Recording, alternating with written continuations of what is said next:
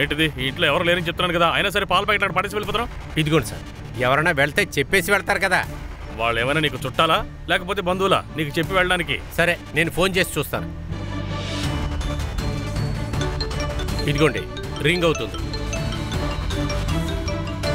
అదిగోండి, లోపల సౌండ్ వస్తుంది. మేడం, పాలు తీసుకొచ్చాను. Ashok sir. Madam. Ashok sir.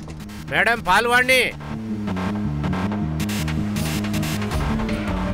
లోపల నుంచి ఏదో చండాలమైన వాసన వస్తుంది.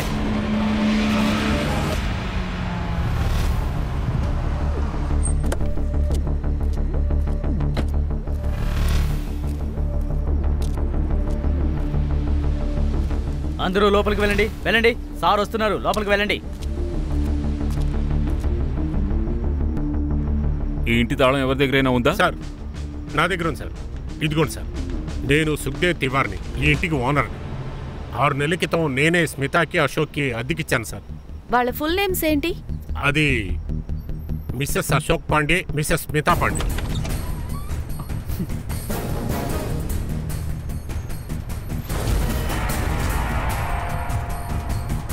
మనిషి కట్లు విప్పు. సిద్ధార్థ్, ఇల్లంతా చెక్ చేయి. మాన్సి, అంబులెన్స్కి ఫోన్ చేసి ఆవిడ వెంటనే హాస్పిటల్కి పంపించాం. Okay sir. సార్, మొబైల్ దొరికింది. మాన్సి, ఫోన్ చెక్ చేయి. ఆవిడ ఫ్యామిలీకి కూడా ఇన్ఫార్మ్ చేయి. సార్,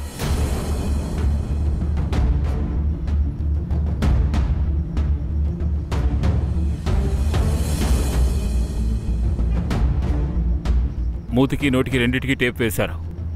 ఊపిరందక కష్టపడుంటాడు. మంచి చావు మంచి వాళ్ళకే వస్తుంది సార్. ఇక్కడ వస్తువులన్నీ చల్లా చెదిరై పడున్నాయి. అల్మారా కూడా తెరుచుంది. ఇదేదో దొంగ కేసులో అనిపిస్తోంది. బాడీని చూస్తుంటే చనిపోయి 3 లేదా 4 రోజులు ఉంటుంది సార్. శరీరంలో ఎలాంటి గాయాలు కనిపించట్లేదు. ఊపిరందకుండానే చనిపోయి ఉండాలి సార్. సుతార్, సార్, బాడీని పోస్ట్ మార్టం పంపించు. Mansi, yes sir. ఫోరెన్సిక్ వాళ్ళని ఇల్లంతా చెక్ చేయమని చెప్పు. Okay sir. 2 ఫోన్స్ చెక్ చేయండి. Siddharth, Subhash. Yes sir. Sir, ఎవరు పోలీస్ కంప్లైంట్ ఇచ్చారో వాళ్ళతో మాట్లాడండి. సార్, నేను తలుపు దగ్గరకు వచ్చినప్పుడు దుర్వాసన రాగానే లోపల ఏదో తేడా జరిగిందని నాకు అర్థమైపోయింది సార్. మరి నువ్వెందుకు ఇక్కడికి వచ్చావు? ఎందుకంటే ఇతను వల్ల సార్. ఇతను 3 రోజులుగా పాలు అక్కడ పెట్టేసి వెళ్తున్నాడు సార్. ఎవరు తీయలేదు. మీరిప్పుడు కొంచెం వీళ్ళ గురించి చెప్తారా? ఈ అశోక్ కి ఏవో చిన్న చిన్న బిజినెస్లు ఉన్నాయి. స్మితా వదిన ఇంట్లోనే ఉంటుంటారు, హౌస్ వైఫ్.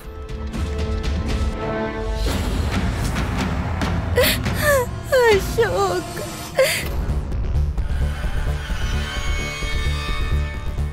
అసలే మీకు ఆరోగ్యం బాగాలేదు, ప్రశాంతంగా ఉండండి. ఇప్పుడు చెప్పండి, ఇది ఎప్పుడు జరిగింది, ఎలా జరిగింది? 25 ఉదయం 5 గంటలకి అశోక్ ఎప్పట్లాగే 5:30కి మార్నింగ్ వాక్కి వెళ్ళారు. 6:30కే ఎప్పుడు ఆయన తిరిగి వస్తారు. అప్పుడే నేనే లెగిస్తాను. ఆ రోజు దాదాపు 6:15కి బెల్ శబ్దం వినిపించింది. ఆయన త్వరగా వచ్చారని అనుకున్నాను. నేను తలుపు తీయడానికి వెళ్ళిన వెంటనే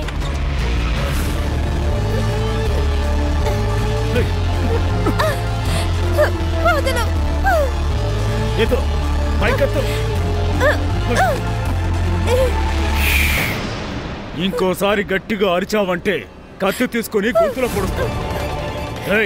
వచ్చి దీన్ని చూసుకో. ఇంట్లో ఏమీ లేదు, నన్ను వదలండి.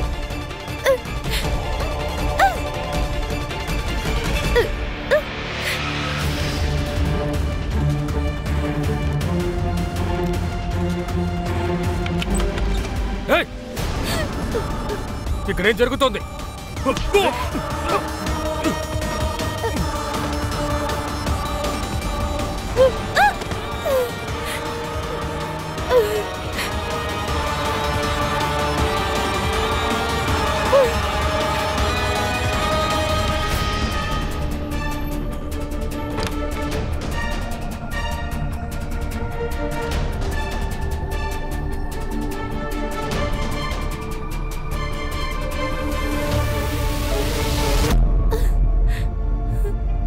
నీ మొగుడు దగ్గరున్న 20 లక్షలు తీసుకున్నా.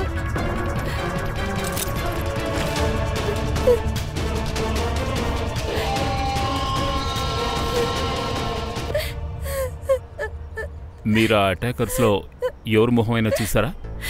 లేదు, వాళ్ళు మొహానికి మాస్క్ వేసుకున్నారు. అది బిహారీ మాటలా అనిపించింది. ఇంట్లో 20 లక్షల క్యాష్ ఎందుకుంది? ఎందుకంటే మా మావయ్య ఈ ప్రపంచంలోనే లేరు. అందుకనే అశోక్, ఆయనకు ఒకే ఒక కొడుకు, గ్రామంలో ఇంటిని చూసుకోవడానికి ఎవరూ లేరు. అందుకనే ఆయన ఇల్లు అమ్మేశారు. ఆయన చేతిలో ఉన్న డబ్బులు ఇంటికొచ్చి ఇచ్చేశారు. ఆ రాత్ర అంటే 24వ తారీఖు, 25వ తారీఖున దొంగతనం జరిగింది. డబ్బున్న విషయం ఎవరెవరికి తెలుసు? ఈ డబ్బు గురించి నా తమ్ముడు నవల్కి తెలుసు. అక్క, నవల్, అక్క, ఏంటక్క ఇది? ఏంటి ఇలా జరిగింది? అసలు ఏం జరుగుతుందక్క? ఏంటి ఇదంతా? అంతా అయిపోయిందిరా.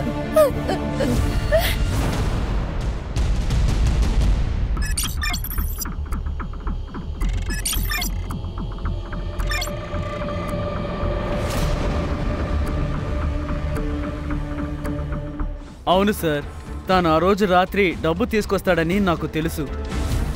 ఎందుకు సార్? దానికోసం ఇదంతా చేసింది నేనేనని అనుమానమా? 25వ తారీఖు ఉదయం ఎక్కడున్నావు?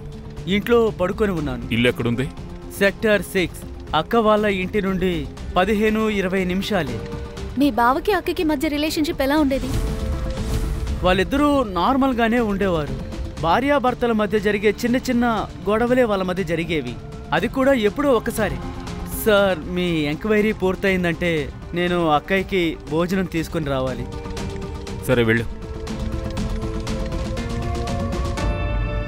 ఇది రేప్ అండ్ రాబరీలా అనిపిస్తోంది, కానీ నాకేమనిపిస్తోందంటే దీని వెనక ఇంకేదో ఉంది. ఓ పంచే మనసే, ఈ స్మిత, అశోక్, నవల్ ఈ ఇద్దరు రికార్డ్స్ చెక్ చేయి. ఫోన్, బ్యాంక్ డీటెయిల్స్, ప్రాపర్టీస్ అన్నీ. Siddharth, yes sir. Crime scene దగ్గరికి వెళ్ళి మళ్ళీ ఒకసారి స్టడీ చేయి. చుట్టుపక్కల వాళ్ళని కనుక్కో. ఈ అశోక్ డెడ్ బాడీ 4 రోజుల నుంచి ఇంట్లోనే పడుంటే చుట్టూ ఎవరికీ తెలియలేదా? Very strange. సార్, ఇద్దరు బాగా లవ్ చేసుకునేవారు సార్. 2-3 నెలల క్రితం స్మిత వాళ్ళ అమ్మా నాన్న యాక్సిడెంట్లో చనిపోయారు సార్. అశోక్ ఏమో తన బర్త్డే నాడు వాళ్ళ ఆత్మశాంతి కోసం పూజలు కూడా చేయించాడు. సార్, పోయిన వారమే వాళ్ళ యానివర్సరీ కూడా జరుపుకున్నారు సార్. అశోక్ మా అందరినీ భోజనానికి రమ్మన్నారు. తను స్మిత కోసం గిటార్ వాయించడం కూడా నేర్చుకున్నాడు. పాట పాడాడు. స్మిత వాళ్ళ అమ్మా నాన్నల్ని మర్చిపోవాలని తను అనుకునేవాడు. సార్, ఈ పునీత్ ఉన్నాడు కదా, ఎలాంటి వాడు? వాడు సోషల్ వర్క్ అంతా చేస్తుంటాడు, కానీ వాడు పొలిటికల్ గుండా. అందరి దగ్గర గెట్ చూపిస్తాడు. అశోక్తో కూడా ఒక్కసారి వాడికి గొడవ జరిగింది. ఈ కారిడార్ ఏమైనా మీ ఊరు నుంచి తీసుకొచ్చారా? మొత్తం చెప్పులన్నీ కింద మీద ఇష్టం వచ్చినట్టు పడున్నాయి. కాస్త సరిగ్గా పెట్టండి. ముందు మీరు కొంచెం నెమ్మదిగా మాట్లాడండి. ఇది మా ఏరియా, మీకేమైంది? నాకు కూడా తెలుసని నేను కూడా గట్టిగా మాట్లాడగలను. మేడం, మీలాంటి వాళ్ళు గ్రామం నుంచి ఇక్కడికి వచ్చి సిటీ మొత్తం నాశనం చేస్తున్నారు. ఎందుకు అమ్మాయితో అరిచి మాట్లాడుతున్నావు? మైండ్ ఏమైనా పాడైందా? నేను ఇక్కడ వినయంగానే మాట్లాడుతున్నాను. చూస్తున్నారు కదా వినయం ఎలా ఉందో. నేను ఎప్పుడు ఇలాగే ఉంటాను. నన్ను ఎప్పుడు చూడలేదా? మర్యాదగా మాట్లాడట్లేదు, గట్టిగా అరుస్తున్నారు కదా. మీరు లోపలికి వెళ్ళండి, వెళ్ళండి, వెళ్ళండి. ఆడదాని మీద చేయి వేస్తావా? నువ్వు నన్ను కొడతావా? నేను కూడా నిన్ను కొట్టగలను. ఏం చేస్తావు? ఉండండి, నేనంతా క్లీన్ చేస్తాను. నిన్ను వదిలిపెట్టను. సార్, సుఖ్దేవ్ మంచి మనిషి కాదు. 5 సంవత్సరాలకి ముందు ఆయన భార్య చనిపోయారు. యంగ్ కపిల్స్కు మాత్రమే వాళ్ళు ఇల్లు అద్దెకిస్తారు. స్మిత అందంగా ఉంటుంది, తెల్లగా కూడా ఉంటుంది. స్మిత మేడం అంటూ మాటి మాటికి వాళ్ళ ఇంటికి వస్తూ ఉంటాడు. వాడి గురించి చెప్పాలంటే వాడు కొంచెం మెంటల్ ఉంది సార్. వాళ్ళ నాన్న డబ్బులు వచ్చిన కాడి నుంచి వాడు కొంచెం డిఫరెంట్గానే ఉంటున్నాడు. ఆ డబ్బులు అయిపోయిన వెంటనే అందరి దగ్గర అప్పులు చేయటం మొదలెట్టాడు. 2 రోజుల క్రితం చూశాను, వాడి ఇంట్లో ఒక పార్టీ కూడా జరిగింది. నేను అప్పుడే ఆఫీస్ నుంచి వస్తున్నాను. ఎవరో బీరు డెలివరీ ఇస్తున్నారు.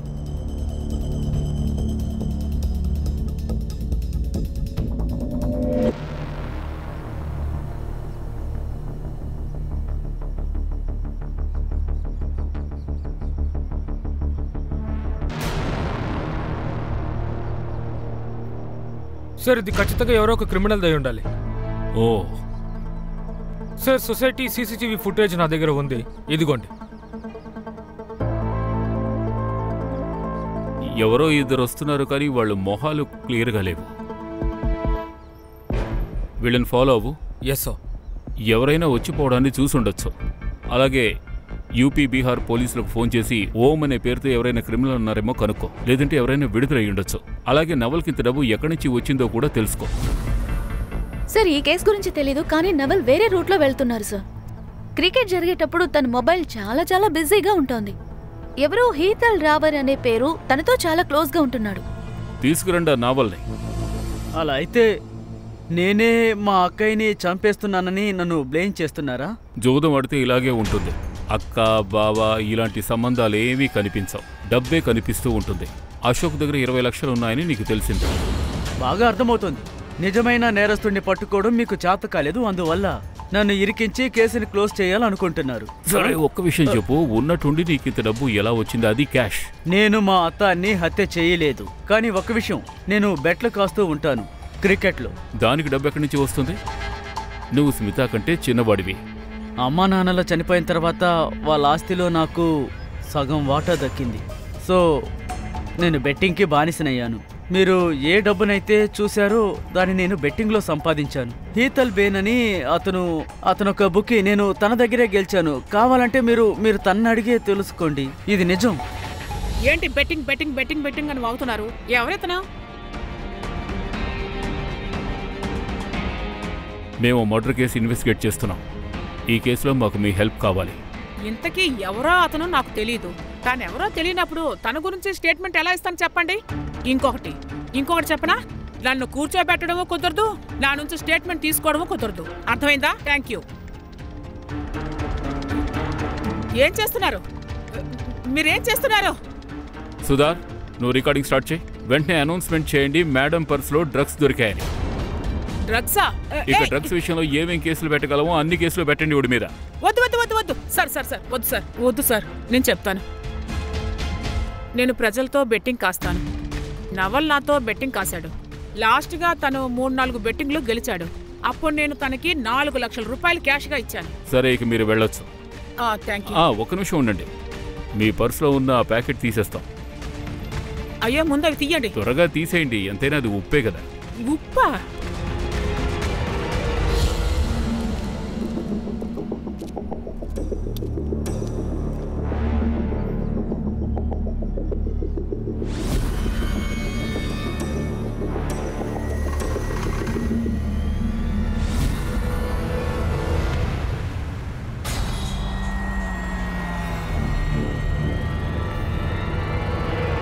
సార్, ఇప్పటి వరకు నవ్వాలే మనకున్న పెద్ద సస్పెక్ట్. అలాగే తనకు వ్యతిరేకంగా మన దగ్గర ఎలాంటి ఆధారం లేదు. అంతేకాదు, నవల్ ఇంటి చుట్టుపక్కల ఎటువంటి సీసీటీవీ కెమెరా లేదు. సో మనకేమీ తెలియదు. ఫోరెన్సిక్ వాళ్ళు ఏమైనా చెప్పారా? లేదు సార్, సస్పిషియస్ ప్రింట్ ఏది లేదట. ఒకవేళ గ్లౌజ్ వేసుకున్నారేమో. సార్, అశోక్ స్మితకి పక్కింటి ఆయన పునీత్, ఇంకా తన ఇంటి ఓనర్ సుఖ్దేవ్ ని కూడా మనం బాగా చెక్ చేయాలి. ఎందుకంటే సుఖ్దేవ్ స్మిత వెనక పడేవాడు. అలాగే అశోక్ పునీత్ ని కొట్టాడు కూడా. కాబట్టి వాళ్ళిద్దరి మధ్య కోపాలు ఉండి ఉండొచ్చు. నాకు సస్పెక్ట్స్ అందరి CDR లొకేషన్స్ కావాలి. కానీ సార్, అశోక్ స్మిత ఏరియాలో పునీత్ ఇంకా సుఖ్దేవ్ కూడా ఉన్నారు. వాళ్ళ లొకేషన్ కూడా సేమే చూపిస్తుంది. నవల్ లొకేషన్ తన ఇంటిని చూపిస్తుంది. ఒకవేళ నవల్ ఫోన్ ఇంట్లో పెట్టేసి ఉండొచ్చు కదా. ఒకవేళ పునీత్ సుఖ్దేవ్ ఇద్దరూ కలిసి కూడా ఈ పని చేసి ఉండొచ్చు. లేక ఎవరైనా సెటప్ చేసి ఉండొచ్చు. అందుకు ఛాన్స్ ఉంది సార్.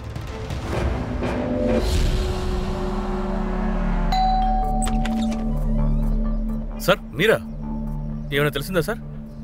పద సుధా, పదండి. ఇల్లంతా చెక్ చేయండి. ఒక్క నిమిషం సార్. ఇలా చేయడం అలౌడా? వారెంట్ ఉందా మీ దగ్గర? మీ ఫోన్ రికార్డ్స్ చెక్ చేశాం మేము. ఆ రోజు నువ్వు బాండియాతో మాట్లాడావు. బాండియా ఎవరని మాత్రం మమ్మల్ని అడక్కు. మాస్గావ్కి పెద్ద రౌడీ సార్. నేను ఎలా కాదనగలను? నేను మాట్లాడుతూనే ఉంటాను. పాలిటిక్స్ అన్నాక అందరితో మాట్లాడుతూనే ఉండాలి సార్. మాస్గావ్లో నాకు స్థలం ఉంది, దాన్ని ఎవరో ఇల్లీగల్గా కబ్జా చేశారు. పార్టీకి కాల్ చేశాను, బండా హెల్ప్ అడిగాను, బండా నాకు హెల్ప్ చేశాడు, స్థలం వదిలేశారు. కావాలంటే మీరు కన్ఫర్మ్ చేసుకోవచ్చు. ఏం దొరకలేదు సార్. సో మాకిక్కడ అసలు ఏమీ దొరకలేదు. సూతా, డీటెయిల్స్ తెలుసుకుని చెక్ చేయి. Okay sir. ప్రొటెస్ట్ లేకుండానే మీరు పర్మిషన్ ఎలా ఇచ్చేశారు? అవును మేడం. ఏంటంటే మేడం, ఏం దొరకలేదు. చూసారా, అందుకే నేను మీకు పర్మిషన్ ఇచ్చాను. ఎందుకంటే నాకు బాగా తెలుసు ఇక్కడ మీకేమీ దొరకదని. మేము స్మిత అశోక్ లీజ్ అగ్రిమెంట్ ని చెక్ చేశాం. అది మీ పేరు ఇంకా మీ బ్రదర్ పేరులో. ఆ ఇంటిని నేను మా బ్రదరు చాలా కష్టపడి కొన్నాం మేడం. యాక్చువల్లీ అది వాడు అమ్మాలని చూస్తున్నాడు, కానీ నేనే అది వద్దని చెప్తున్నాను. ఎందుకంటే మా అమ్మా నాన్న గుర్తులు ప్రతిదీ ఆ ఇంట్లోనే ఉన్నాయి మేడం. సరే,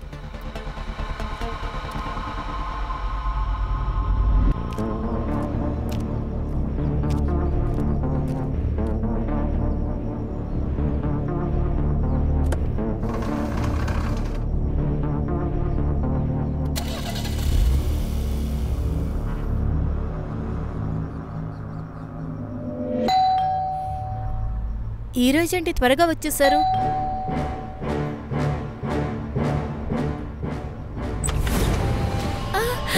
వెళ్ళిపోండి.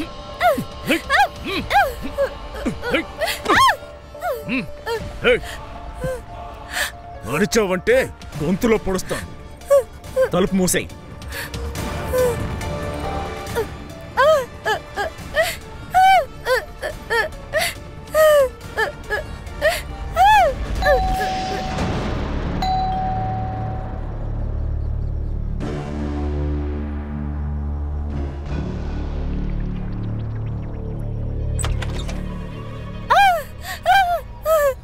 కరుణ, ఏమైంది? మీరందరూ ఎవరు?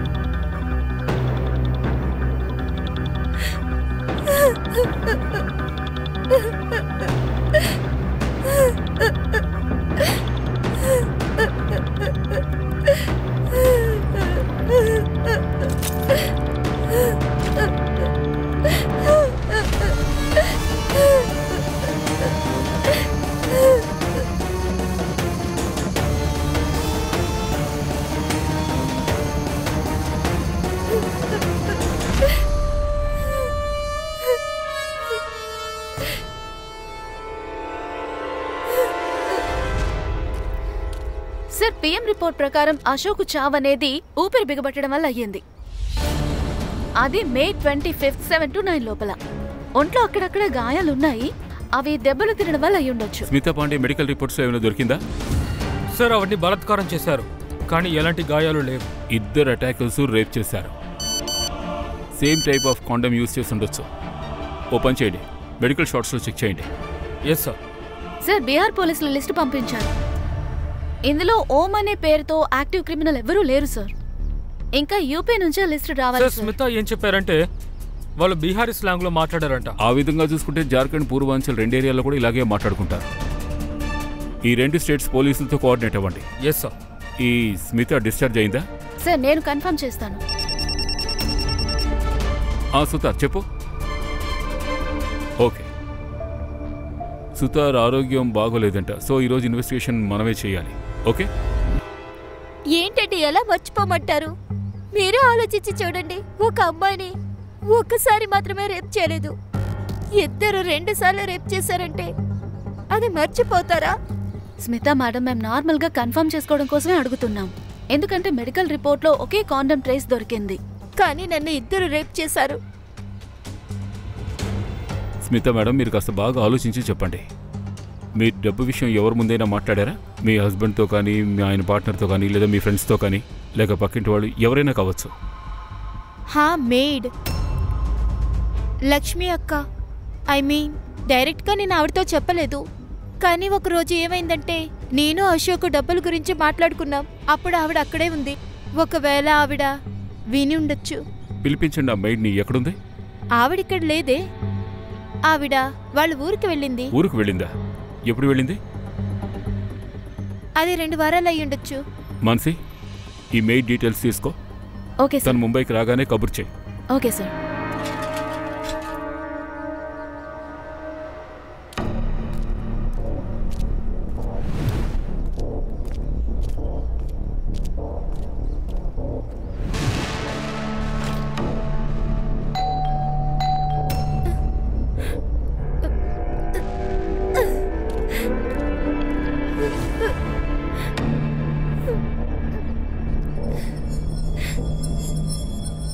ఏంటి లక్ష్మి, మెడలో కొత్త దండ, చేతులు కొత్త గాజులు, కొత్త చీర, లాటరీ ఏమైనా తగిలిందా ఏంటి? లేదు మేడం, లాటరీ అది కొట్టలేదు. అదేంటంటే ఇది పెళ్లిళ్ళ సీజన్ కదా, అందుకే ఇది వేసుకున్నాను. ఇది చాలా పాతదే. ఏయ్, నోరు మెదిపితే చంపేస్తాం. అయ్యా, నేనేమీ చేయలేదయ్యా. నేను ఇల్లు తుడుస్తాను, అన్ని శుభ్రం చేసి ఇంటికి వెళ్ళిపోతానంతే. ఈ మటర్ గిడ్ర అవి ఏం తెలియదయ్యా నాకు. నీకు తెలుసు కదా అశోక్ ప్రాపర్టీ నమ్మారు, ఆ డబ్బు ఇంటికి వస్తుందని. అశోక్ అన్న ఏం అమ్ముతాడు, ఏం కొంటాడు, వాళ్ళ బీరువాలో ఎంత డబ్బు ఉంటుందో ఇవన్నీ నాకు ఎలా తెలుస్తుందయ్యా? నేను 10 ఇళ్లలో పాస్ పని చేసుకుంటాను, దానికే నాకు టైం సాలట్లేదయ్యా. ఇవన్నీ ఎప్పుడు చూస్తాను నేను? ఇంకా చెప్పాలంటే ఇంత జరిగింది చూసారా, అప్పుడు నేను ఊర్లోనే లేను. 2 వారాల క్రితం నేను ఊరెళ్ళిపోయాను. చూడు, అబద్ధం చెప్పావంటే పోలీసుల కంటే చెడ్డవాళ్ళు ఎవరు ఉండరు. నిజం చెప్పావంటే నీకే సమస్య ఉండదు. ఇప్పుడు చెప్పు, నిజమేంటి? అయ్యా, నిజం చెప్పేస్తాను. స్మిత అమ్మగారు డబ్బు గురించి అయితే మాట్లాడారు. నేను అక్కడే ఉన్నాను, అందువల్ల నా చెవులు అది పడింది. అంతేనండి, అంతకుమించి ఏమి లేదు. అదే విధంగా ముందే మీకు అన్ని చెప్పేశాను. ఇవన్నీ జరిగినప్పుడు అసలు నేను ఊర్లోనే లేనండి. దొంగతనం చేయాలంటే ఒకరు ఊళ్ళోనే ఉండాల్సిన అవసరం లేదు లక్ష్మి. నువ్వు ఎవరు చేత చేయించావు ఈ పని? ఏంటయ్యా, ఈ పెద్దాన్ని ఎందుకు ఇరికిస్తారు? నన్ను వదిలేయండి. నువ్వు ఈ విషయం ఎక్కడన్నా చెప్పావా? ఇక్కడ మాటలు అక్కడ, అక్కడ మాటలు అక్కడ అని చెప్పేదాన్ని కాదయ్యా. నేనేంటో నా పనేంటో అన్నట్టుగానే ఉంటాను. సరే, ఇక నువ్వు వెళ్ళొచ్చు. కానీ నీకేమైనా గుర్తొస్తే మాన్సీ మేడం ఉన్నారు, ముందు ఒక సార్ ఉంటారు, ఆయన నెంబర్ అడిగి తీసుకో. మళ్ళీ ఇదొకట నెంబర్ తీసుకోవాలా? సరే సరే, తీసుకుంటాను. తను నిజమే చెప్తూ ఉండొచ్చు, కానీ చాలా బాగా యాక్ట్ చేస్తోంది. ఆవిడ సీడీఆర్ కలెక్ట్ చేయి. అలాగే ఈవిడ సర్కిల్లోనూ ఈవిడ ఇంట్లో వాళ్ళకి ఉన్నట్టుండి ఎవరికి డబ్బు వచ్చిందో కూడా కనుక్కో. ఇక్కడ కూడా ఏమీ దొరకలేదంటే ఇక ఎవరిని మనం అనుమానించలేము.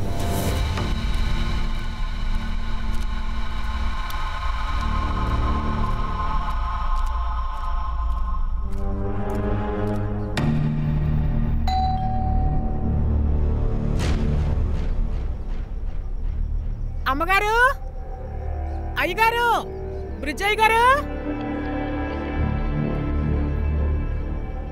Shalini madam, Shalini madam. ఏమైంది? వీళ్ళిద్దరూ లేరు. ఒకవేళ ఊరికేమైనా వెళ్ళారా? నాకు తెలీదే. ఒక్క నిమిషం, మేడంకి ఫోన్ చేస్తాను.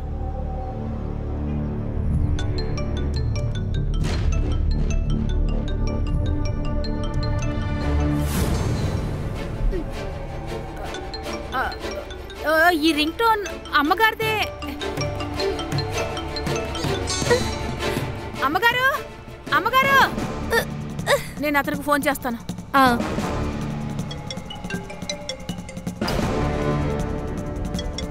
అరే, ఇద్దరు ఫోన్లు లోపల మోగుతున్నాయే. అయ్యో, అరే, తలుపు తెరవండి. ఏం చేస్తున్నారు? తలుపు తెరవండి. అమ్మగారు, తలుపు తెరవండి. కరుణ, తలుపు తీయి. ఇప్పుడు నేనేం చెయ్యాలి? ఒక్క నిమిషం.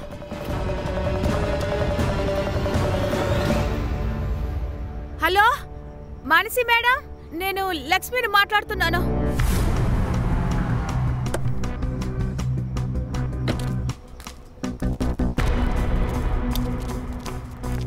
దేవుడా, మళ్ళీ ఇంట్లో ఏదైనా జరిగితే మళ్ళీ నేను ఇరుక్కుంటాను. నా తలరాతే అసలు బాగాలేదు. చూడండి, అందరూ వెనక్కి జరగండి, ప్లీజ్ వెనక్కి జరగండి. సార్, అయ్యగారిది అమ్మగారిది లోపల ఫోన్ మోగుతూనే ఉంది సార్, కానీ తలుపులు తెరవడం లేదు. సార్, అశోక్ స్మిత్ అలాగే. ఇంటి తాళం ఎవరి దగ్గరైనా ఉందా? లేదు సార్, నా దగ్గర లేదు. సిద్ధార్థ్, మోరే సార్, డోర్ పగలగొట్టండి. Yes sir.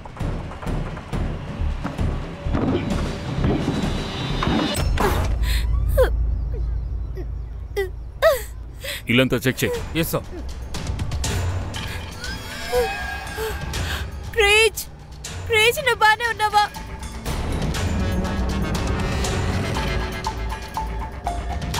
సార్, సార్, ఇతను ప్రాణాలతో ఉన్నారు.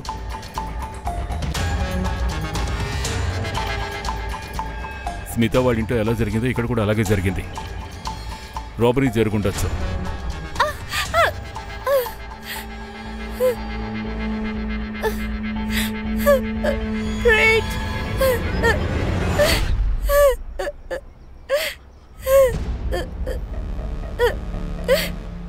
వాళ్ళిద్దరూ నన్ను రేప్ చేశారు. ఐఎమ్ సారీ కరుణ, నేను నిన్ను కాపాడలేకపోయినా. I'm sorry. కరుణ గారు మీరు చెప్పండి ఏం జరిగిందో. ఎప్పటిలాగే మా హస్బెండ్ ఉదయం వాకింగ్కి వెళ్ళారు. ఆ రోజు బల్ల మోగినప్పుడు త్వరగా వచ్చారని అనుకున్నాను. నేను వెళ్ళి తలుపు తెరిచాను. అప్పుడే వాళ్ళిద్దరూ మాస్క్ వేసుకున్నారు. అప్పుడు వాళ్ళు నన్ను ఇక్కడ తోసేసి ఆ తర్వాత నన్ను కరోనా గారు మేము మీకు మెడికల్ ఎగ్జామిన్ చేయించాం. బ్రిడ్జ్ మీరు వెరీ లక్కీ. ఇంతసేపు అయినా ఊపిరి తీసుకోకుండా మేనేజ్ చేసుకున్నారు. సార్ నేను డైలీ యోగా చేస్తాను కాబట్టి మేనేజ్ చేయగలిగాను. లేదా నేను ఎప్పుడు చనిపోయిండే వాడిని. మీలో ఎవరైనా ఈ మధ్యకాలంలో ఇంటికి డబ్బు తీసుకొచ్చారా? ఏమైనా ఎక్స్పెన్సివ్ వస్తువులు కొనడానికి? సార్ అలాంటిదంతా ఏం లేదు. కానీ ఇంట్లో 50,000 రూపాయలు క్యాష్ ఉంది అంతే. పైగా 2-3 రోజులకు ముందే కరుణ 3 లక్షల రూపాయలకి జ్యువెలరీ కొనింది.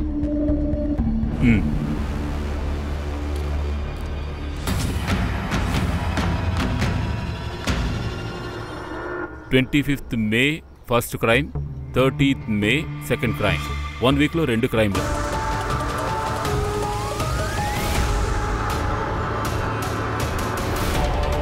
రెండు సేమ్ టైప్ రాబరీ. అండ్ ఈ రెండిళ్ళకి డిస్టెన్స్ చూసుకుంటే 2 కిలోమీటర్స్. సార్ ఇది గ్యాంగ్ అయి ఉండాలి. ఇళ్ళని గమనిస్తున్నారు, ఆ తర్వాత పనిని చేస్తున్నారు. ఎందుకంటే సేమ్ టు సేమ్ క్రైమ్ని ఎవరు చేస్తారు సార్? 2 కేసులు ఒకేలా ఉన్నాయన్న విషయం అర్థమవుతోంది. కానీ వీటికి కామన్ లింక్ ఏమిటి? లక్ష్మి. సార్ లక్ష్మి డీటెయిల్స్ అన్నీ నేను చెక్ చేశాను, సిడిఆర్ డీటెయిల్స్ అన్నీ కూడా. కానీ ఏం దొరకలేదు. తను మాట్లాడేదంతా ఫ్యామిలీ మెంబర్స్ కానీ లేదా చుట్టుపక్కల వాళ్ళు కానీ అంతే సార్. ఫ్యామిలీ గురించి అడగకండి సార్, అందరూ చాలా డ్రామాటిక్గా ఉన్నారు సార్. ఇవన్నీ చూస్తుంటే భయంగా ఉంది. ఈ లక్ష్మి వాగుడుకై ఎక్కడైనా వాగుంటుంది. ఆ విషయం ఎవరో వినడం వల్ల ఇదంతా జరిగింది. లేదంటే ఈ ఇద్దరి దగ్గర క్యాష్ ఉందన్న విషయం బయట ఎవరికి తెలిసే అవకాశమే లేదు. ఓ పని చేయండి, ఈ లక్ష్మిని మళ్ళీ పిలవండి. అయ్యా నన్నెవరు ఇరికించాలని చూస్తున్నారు? నేను ఎక్కడ పనిచేస్తుంటే ఆ దొంగలు అక్కడికే రావాలా ఏంటి? అనవసరంగా ఇందులో నేను ఇరుక్కుంటున్నాను. కరోనా జ్యువెలరీ కొన్నారు, నీకు ఆ విషయం తెలుసుగా? ఒట్టేసి చెప్తున్నాను సార్, నాకు ఏమీ తెలియదు. సరే, ఈ కరోనా బ్రిడ్జిల గురించి ఇంకేమైనా విషయం తెలుసా నీకు? వాళ్ళకి ఎవరైనా ఫ్రెండ్స్ కానీ లేక వింతగా ఎవరైనా? అయ్యా అది కరుణా మేడం చాలా మంచి ఆవిడ. కానీ ఈ బ్రిడ్జ్ అయ్య గారే అదొక రకం టైపు, ఒక జిలేబీలు అంటాడు. అంటే ఏం చెప్పమంటారు? నేను పొద్దున్నే 6 గంటలు బయలుదేరుతాను నా సొంత పనులు చేసుకోవడానికి. అదే సమయంలో ఆ పక్కనే ఉన్న పార్క్ దగ్గర బ్రిడ్జయ్య గారు ఫోన్లో మాట్లాడుతున్నప్పుడు నేను చూశాను. అవునయ్య గారు, 2 ఫోన్లు ఉండడం నేను చూశాను. ఈ ఇంట్లోనేమో నీలం ఫోన్ ఉంటుంది, ఇక కారులో నల్ల ఫోన్ ఉంటుంది. సరే నువ్వు వెళ్ళు. Mansi, yes sir. వెంటనే చెక్ చేసి చూడు బ్రిడ్జికి నిజంగానే ఇంకొక ఫోన్ ఉందా అని. దాని సిడిఆర్ కూడా నాకు కావాలి. సిద్ధార్థ్, బ్రిడ్జి కరోనా ఉంటున్న ఏరియా గురించి ఎంక్వైరీ చేయి.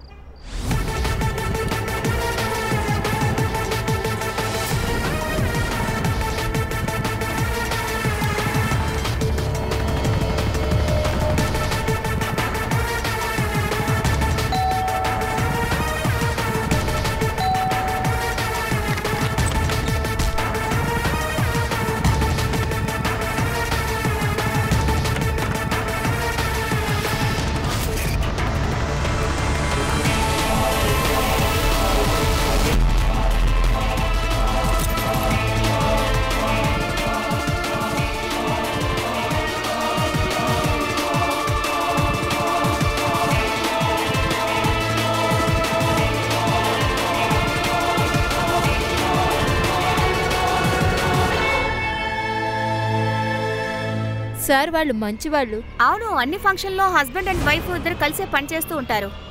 కరుణకి ఒక బాయ్ ఫ్రెండ్ ఉన్నాడు. ఏంటి? ఎప్పుడైనా తనని చూసారా? చాలా సార్లు. బ్రిజేష్ ఇంట్లో లేని సమయాల్లోనే తను ఇక్కడికి వచ్చి వెళ్తూ ఉంటాడు. అంతేకాకుండా క్యాప్ వేసుకుని మొహం కనిపించకుండా వస్తుంటాడు. రోజు వస్తాడా? డైలీ అని కాదు గానీ నెలలో ఒక 2-3 సార్లు వస్తూ ఉంటాడు sir. Sir Lakshmi secret phone యాంగిల్ని చెక్ చేశాను. ఆవిడ సరిగ్గానే చెప్పారు. బ్రిడ్జ్ ఆధార్ కార్డులో ఇంకొక నంబర్ రిజిస్టర్ అయి ఉంది. సిడిఆర్ని అడిగాను, అలాగే కరోనా సిడిఆర్ని కూడా చెక్ చేస్తున్నారు sir. Interesting. Husband and wife ఇద్దరికి ఎక్స్ట్రా మ్యారిటల్ అఫైర్. అయితే పిలిపించండి హస్బెండ్ అండ్ వైఫ్ని, మాట్లాడదాం వాళ్ళతో ఓపెన్లీ. అవును సార్, నాకు కంచంతో అఫైర్ ఉంది. తను మీరా రోడ్లో ఉంటుంది. మేము ఒక కాన్ఫరెన్స్లో కలిసాము. అప్పటి నుంచి అఫైర్ నడుస్తోంది. నీ వైఫ్ ఏమో నీకు కంచన్కి మధ్య అడ్డుగా ఉంది.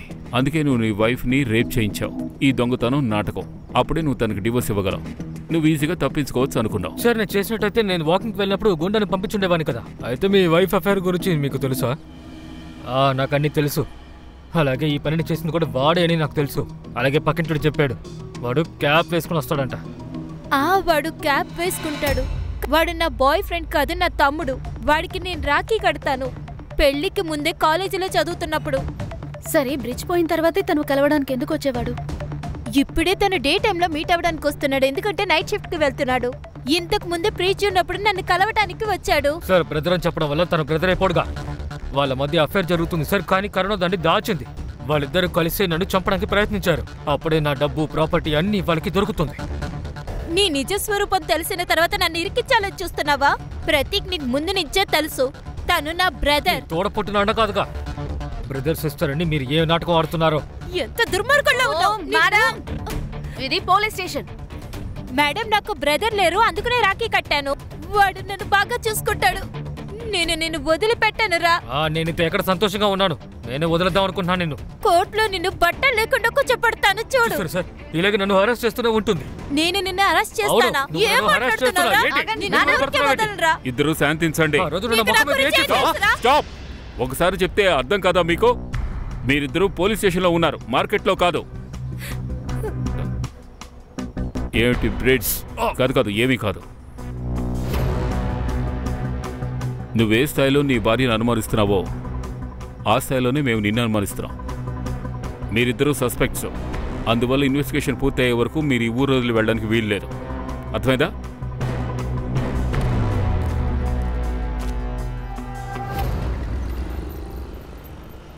సార్, అంతే నాకు కన్ఫ్యూషన్గా ఉంది. భార్య ఏమో బ్రదర్ అంటుంది, భర్త ఏమో బాయ్ ఫ్రెండ్ అంటున్నాడు. కానీ బ్రిడ్జ్ అబద్ధం ఎందుకు చెప్తాడు? అతనికి ప్రతీక్ ముందు నుంచే తెలుసు. సార్, నేను కరోనా ఫోన్, ఇంటర్నెట్, చాట్ అన్నీ చెక్ చేశాను సార్. అందులో ఎఫ్ఐఆర్ ఇండికేషన్ ఏది కనిపించలేదు. సార్, నేను ప్రతీక్తో కూడా మాట్లాడాను. తను కాలేజ్ టైం నుంచి తనని సిస్టర్ గానే భావిస్తున్నాడట. అయినా ప్రత్యేక్ అలా చెప్తున్నాడు కాబట్టి మనం నమ్మాలనే లేదు సిద్ధార్థ్. ఇద్దరూ కలిసి ఇదంతా ప్లాన్ చేసి ఉండొచ్చు కదా. కానీ ఎందుకని కరుణ తన రెప్యుటేషన్ ని చెడగొట్టుకుంటుంది? తనని చంపేసి బ్రిడ్జ్ డబ్బులు తీసుకుని పారిపోయి ఉండొచ్చు కదా. Any more details? స్మితా కేసులో దొరికినట్టు. అవును సార్, ఈసారి 2 రకాల కాండమ్స్ ని ట్రేస్ చేయడం జరిగింది. ఈ డీటెయిల్ తప్పించి 2 కేసులు ఒకేలా ఉన్నాయి. పోయినసారి ఒకే రకం కాండమ్స్ ట్రేస్ అయ్యాయి, ఈసారి వేరు వేరు రకాల కాండమ్స్. కోయిన్సిడెన్సా, క్లూనా? ఇంకా ఏమైనా డీటెయిల్స్? మెడికల్ షాప్లో చెక్ చేశారా? అవును సార్, 2-3 చోట్ల నేను అడిగి చూశాను, పెద్దగా ఏమీ దొరకలేదు. అలాగే ఏ ప్రిన్స్ కూడా దొరకలేదు సార్. స్మితా ఇంట్లో, అలాగే ఇక్కడ కూడా సార్. కానీ ఈ 2 కేసెస్లో ఒక విషయం కామన్గా ఉంది, అదే లక్ష్మి మేడ్. ఈ ఓం పేరుతో ఉన్న బ్రేస్లెట్, దాని గురించి ఏమైనా తెలిసిందా? No sir. ఓ పని చేయండి, మెడికల్ షాప్కి వెళ్ళి మళ్ళీ చెక్ చేయండి. అంటే క్రైమ్ జరిగిన ముందు వెనక డేట్స్లో ఒకే రకమైన వ్యక్తి వచ్చి కండమ్స్ కొనుక్కు వెళ్ళాడా అని. ఇవి ఎవరు చేస్తున్నారో ఆ అటాకర్స్ ఇద్దరే చెప్పగలరు. ఇంకో ప్రశ్న ఏమిటంటే 2 చోట్ల ఉన్న అటాకర్స్ ఒకరేనా లేకపోతే వేరా?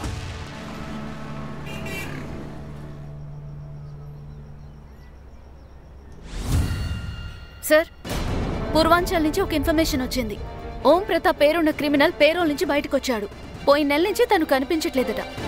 సార్, తన ఫోటో ఒకటి ఫోన్లో వచ్చింది సార్, చూడండి. Any leader number? నంబర్ ఉంది కానీ ఆఫ్ అయి ఉంది. ముంబైకి రాగానే కొత్త నెంబర్ తీసుకుంటాడు ఫేక్ పేపర్స్తో. ఈ ఫోటోని స్మితాకి, కరోనాకి చూపించండి, ఏమైనా తెలుస్తుందేమో చూద్దాం. సార్, విరార్ పోలీస్ స్టేషన్ నుంచి ఒక ఫోటో వచ్చింది. ఒక అమ్మాయిని తన ఇంట్లోనే బెడ్ మీద కట్టి పడేశారు సార్. అచ్చం కరుణా స్మితాని కట్టి పడేసినట్టే. ఇదిగో చూడండి సార్, గంట క్రితం తీసిన ఫోటో. వీళ్ళు విరార్కు వెళ్ళిపోయారు సార్. మా బంధువుల పెళ్లికి 3 రోజులు నేను ఈ ఊర్లోనే లేను సార్. ఇంట్లో సరోజ ఒంటరిగా ఉంది. 3 రోజుల తర్వాత నేను తలుపు తెరిచి చూస్తే, సరోజ్ ఏమైంది? ఎవరైనా ఉన్నారా? వచ్చి కాపాడండి. అయ్యో సరోజ్.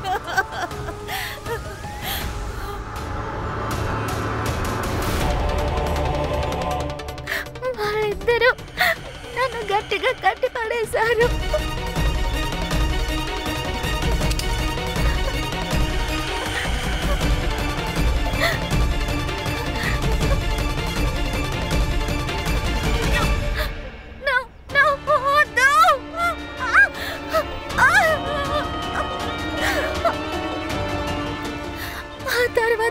బలవంతం చేశారు సార్. వాళ్ళ కోరిక తీరగానే అక్కడే పడుకునేవాళ్ళు సార్. బాగా తినేవాళ్ళు, టీ తాగేవాళ్ళు, డ్రింక్స్ కూడా తాగేవాళ్ళు. సరోజ్, నువ్వు వాళ్ళిద్దరిలో ఎవరి ఫేస్ అయినా చూసావా? నేను చాలా సార్లు వాళ్ళు మాస్క్ వేసుకోకుండా కారిడార్లో తిరగడం చూశాను. నేను మైకల్లో ఉన్నానని వాళ్ళు అనుకునేవారు. వాళ్ళ గురించి నీకు ఇంకేదైనా గుర్తుందా? వాళ్ళు యూపీ లేదా బీహార్ భాషలో మాట్లాడుకునేవాళ్ళు. పేరు గుర్తుందా? అందులో ఒకరి పేరేమో ఓం, మరొకరి పేరు పప్పు. ఇది చూడు. వీడే సార్, వీడే సార్ ఓం, వీడే సార్. నిన్న రాత్రి ఏమైంది సరోజ్? నిన్న రాత్రి 2 గంటలకి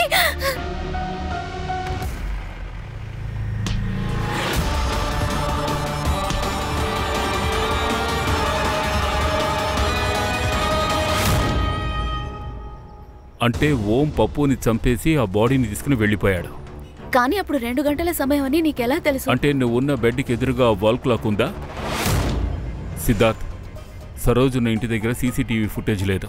కానీ వాళ్ళ ఇంటి పక్కన ఏదైనా షాప్, ఏటీఎం, ఆ సిగ్నల్ వరకు ఏదో ఒక కెమెరా ఉంటుంది. రాత్రి 1:30 నుంచి 2 వరకు కార్, బైక్లో ఏదైనా తప్పుగా వెళ్ళిందా? అలాంటిది ఏమైనా సీసీటీవీ ఫుటేజ్లో కనిపిస్తుందేమో చూడు. Yes sir. సార్ ఇది చూడండి. సరోజ్ వాళ్ళ ఇంటి నుంచి 2 కిలోమీటర్ల దూరంలో ఉన్న సీసీటీవీ ఫుటేజ్. ఈ ఒక్కదాని నుంచి మాత్రమే బయటికి వెళ్ళగలరు సార్. సార్ ఇటు చూడండి. 2:25 నిమిషాలకి ఈ కార్ ఇటు నుంచి వెళ్ళింది. ఒంటరిగా డ్రైవ్ చేస్తున్నాడు సార్. ముఖం కూడా మూసుకున్నాడు. సార్ ఇంతకు ముందు ఇదిగో చూడండి 1:37కి ఒక కార్ వెళ్ళింది సార్.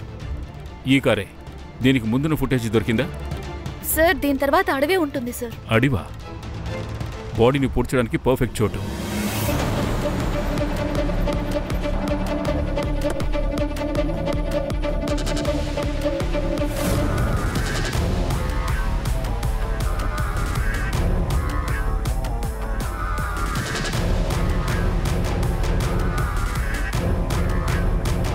సార్,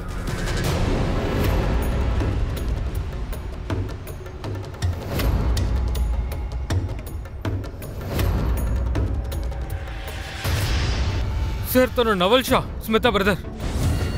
అంటే నవర్షానే పప్పునా? ఆ విషయం సరోజ్ కన్ఫర్మ్ చేయాలి. సార్, సరోజ్ మనతో చెప్పినట్టే తనని కరెక్ట్గా తల మీద దాడి చేశారు సార్. బాడీని పోస్ట్ మార్టం పంపించండి. ఈ నవల్ షా రికార్డ్స్ని మళ్ళీ ఇంకోసారి చెక్ చేయండి. ఇతను ఓంతో టచ్లో ఉన్నాడో లేదో తెలుస్తుంది. ఇతని ఫోటోని సరోజ్కు చూపించండి. Confirm his identity.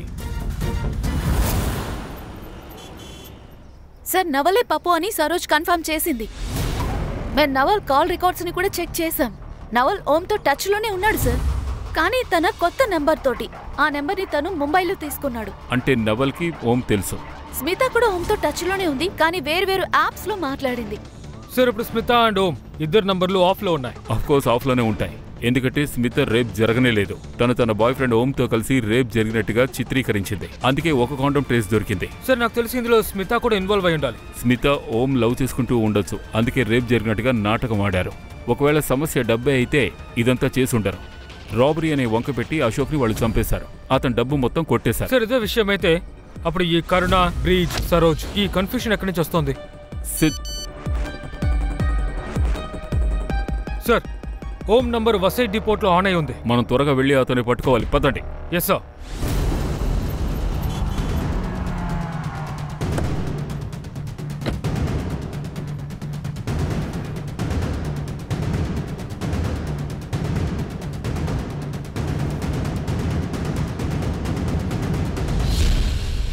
ఏమైంది? కనిపించలేదు సార్. ఎటైనా వెళ్ళిపోయాడా? సిద్ధార్థ్ మొబైల్ ట్రాక్ చేయి. Yes sir. సార్ 30 మీటర్ల దూరంలోనే ఉన్నాడు. కాల్ చేయి.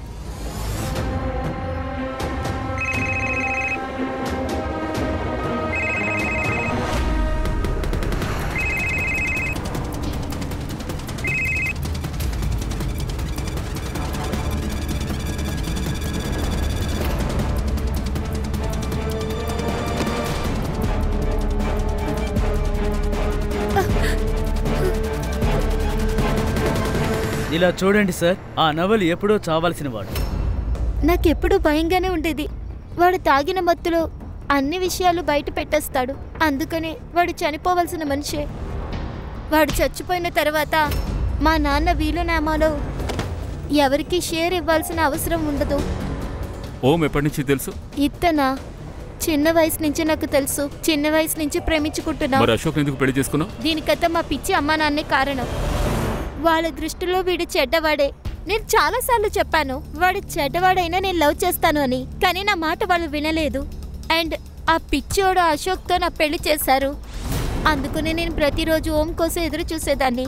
ఒక్కరోజు ఎప్పుడు జైలు నుంచి రిలీజ్ అయ్యాడో నేరుగా ముంబై వచ్చాడు. అప్పుడే ఆ సమయంలోనే మా అమ్మ నాన్న చనిపోయారు. అప్పుడే మేము కలిసి ప్లాన్ చేశాం. 3 నెలల ప్లానింగ్. అందుకే మీ సీడీఆర్ అంతా క్లియర్గా ఉంది. మేము ఒక నిర్ణయం తీసుకున్నాం, నార్మల్ కాల్ చేయకూడదని. ఇప్పుడంతా యాప్ ద్వారా మాట్లాడడం చాలా ఈజీ అయ్యింది. మరి నావల్ ఎందుకు ఇన్వాల్వ్ చేశారు? అవసరమైనందువల్లే సార్. ఇద్దరమైతే గ్యాంగుగా కనిపిస్తాం. 2 లక్షలు ఇస్తామని చెప్పగానే సరేనన్నాడు. మిగతా క్రైమ్లు దృష్టి మళ్లించడం కోసం చేశారు. కరోనా బ్రిడ్జిలపైన దాడి చేశారు. అప్పుడే ప్రజలు ఇదేదో గ్యాంగ్ అనుకుంటారు. కేవలం మీ పర్సనల్ రీసెర్చ్ కోసం జనాన్ని చంపుతున్నారు, దోచుకుంటున్నారు. కరోనా బ్రిడ్జి విడిగా ఉంటున్నారన్న విషయం మీరు ఆ లక్ష్మి ద్వారా తెలుసుకున్నారా? నవల్, ఓం నీతో ఎలా నడుచుకున్నారో అలాగే కరుణతో కూడా నడుచుకున్నారు. చిన్న తేడా ఏమిటంటే ఈసారి ఇద్దరూ కలిసి రేప్ చేశారు. అలాగే కరోనా రీసెంట్ గా జ్యువెల్స్ కొనడం కూడా మీకు తెలిసింది. తన ఎంఓ ఫస్ట్ రాబరీకి కూడా మ్యాచ్ అవుతోంది. కాబట్టి ఫస్ట్ రాబరీ ఎంఓ కూడా ఇక్కడ మ్యాచ్ అవుతోంది. అంటే వాళ్ళిద్దరూ వేరు వేరు ఏరియాల్లో మైగ్రేట్ అవుతున్నట్టుగా చూపించారు, రైట్? సిద్ధార్థ్, వీళ్ళని తీసుకువెళ్ళు. లగో. సార్, మనం కేసుని సాల్వ్ చేసాం. ఈ క్రైమ్ ని ఆపడానికి ఏదైనా దారుందా సార్? అశోక్ తప్పించుకోవడం కష్టమైంది. ఎందుకంటే మీతో ఉంటున్న వాళ్ళే మిమ్మల్ని చంపాలని ప్రయత్నించినప్పుడు ఏదైనా విచిత్రం వచ్చే మిమ్మల్ని కాపాడాలి. కానీ సరోజ్, బ్రిడ్జ్ అండ్ కరుణ జాగ్రత్తగా ఉండుంటే తప్పించుకుండొచ్చు. తెలియని వాళ్ళు వస్తే తలుపులు తెరవకూడదు. ఇంట్లో సీసీటీవీ ఇన్స్టాల్ చేసుకోవాలి. మనకు కావాల్సిన వాళ్ళతో కాంటాక్ట్లో ఉండాలి. అప్పుడప్పుడు ఇటువంటి చిన్న చిన్న విషయాలే పెద్ద పెద్ద సమస్యల్ని సాల్వ్ చేస్తుంటాయి.